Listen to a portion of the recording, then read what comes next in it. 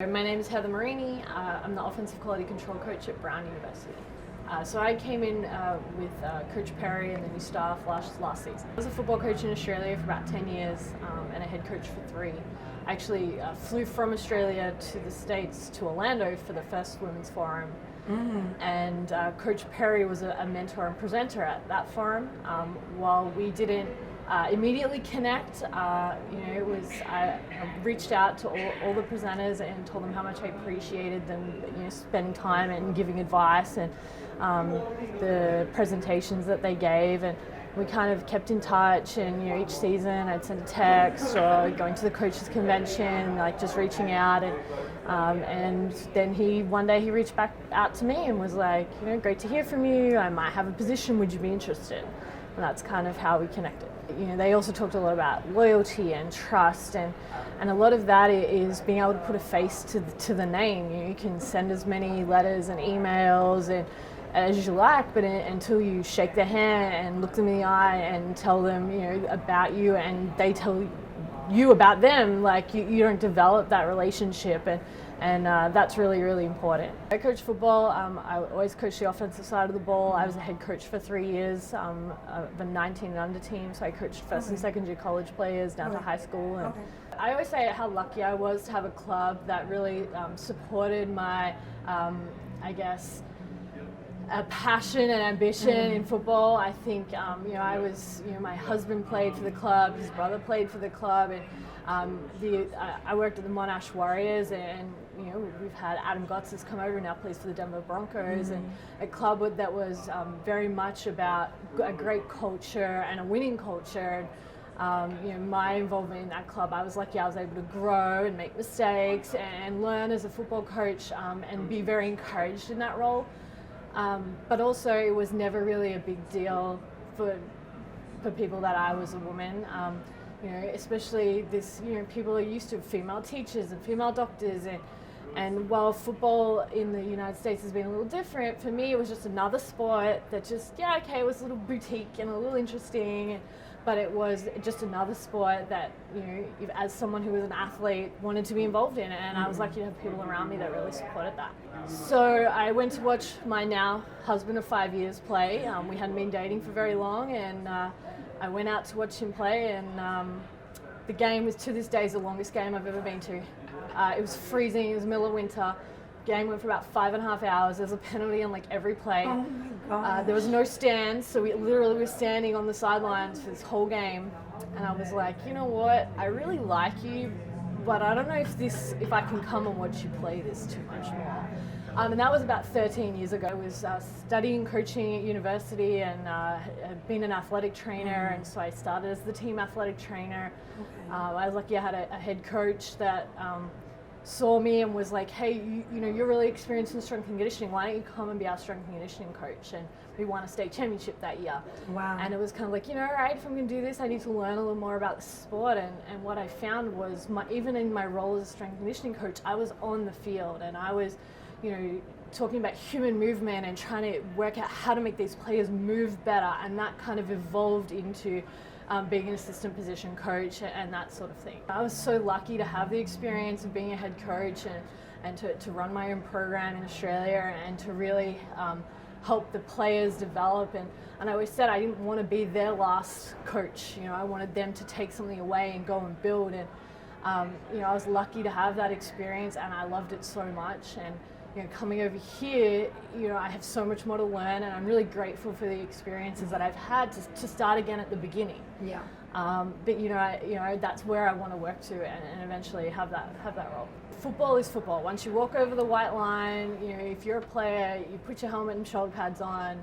It doesn't matter if you're playing in Austria or you're playing in Japan, or football's all over the world. Football is still football. Sometimes the language is a little different, just like the language is a little different if you're going to go coach in Japan. But, and trying to build up the complexities and the nuances and stuff like that, it's going to be different program to program, just like it's going to be different level to level. Having had the experience in coaching, for me, I coached players that maybe had never seen football before. So being able to use my words and really explain concepts was something that was a real strength of mine. And now that I'm starting to learn more strategy and more X's and O's and things like that, my strength has been to then deliver it to players. My first forum that I came to was part of the Women's World Football Games, and then the next year was like when the forum really kind of kicked off for real. So some people say it's been around 3 years, some people around maybe 4. So I kind of went to the first 2, and this year it was just great timing.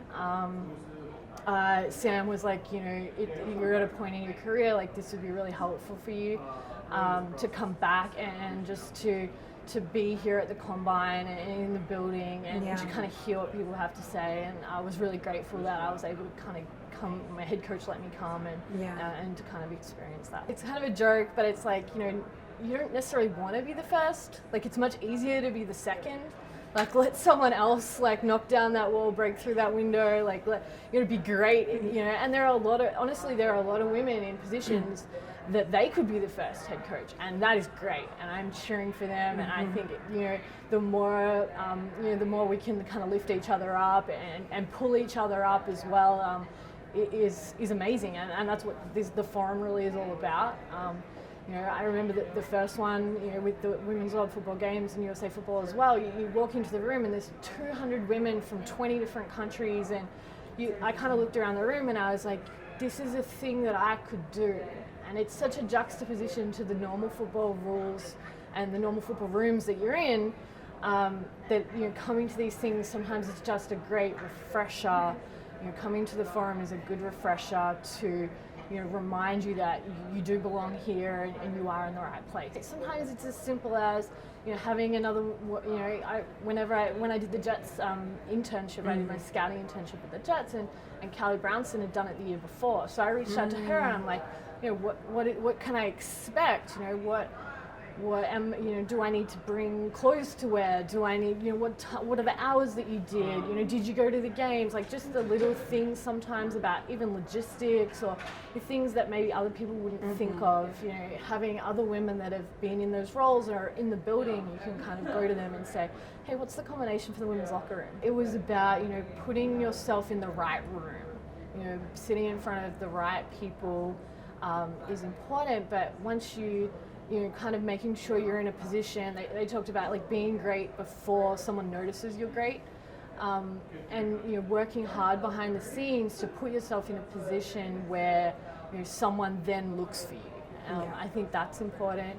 And when they talk about developing connections and relationships, being here at the Combine, such an incredible event, and having access to all the people that we were able to speak to, there is no substitute for meeting someone face to face and shaking their hand.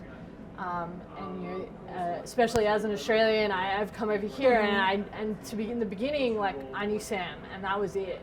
And really trying to build a network, because you don't know where the next person is going to be, who's going to be your person. You don't know who the person is going to look for, what they're going to be hiring for, or what position they are, or who's going to ask them about you. You just don't know who that person is yet. So trying to really build relationships, spending a lot of time, whether it's observing training camp or visiting colleges and those sorts of things. For me, like Coach Perry was here at the forum, and it was only 3 years later that we were able to connect, and he was the one that gave me my job. So you never know that that's going to be the person. It was so awesome, Coach Rivera, to reach out and offer that opportunity, and I look forward to getting in contact with him and trying to organize something. I'm so lucky to be at Brown, and I'm really grateful for the opportunity and everything that I work there, and I really love being there. The players and the coaches are all fantastic, and I learned so much, but you just, and you can learn so much from so many other people. And I think that's, as a young coach, you want to be able to hear all the different points of view. One team, one culture, they do it one way. And they'll be the first to admit it's not the only way. And the more you can experience that, the better. Yeah, so I'm going back to Brown, going back to work, into recruiting. We've got spring ball coming up, which is really exciting. We're really building. We're in the second year there and trying to really build on that. We're a really exciting offense and play so fast, and I love being involved in all of that. So I'm really excited to kind of get back into that.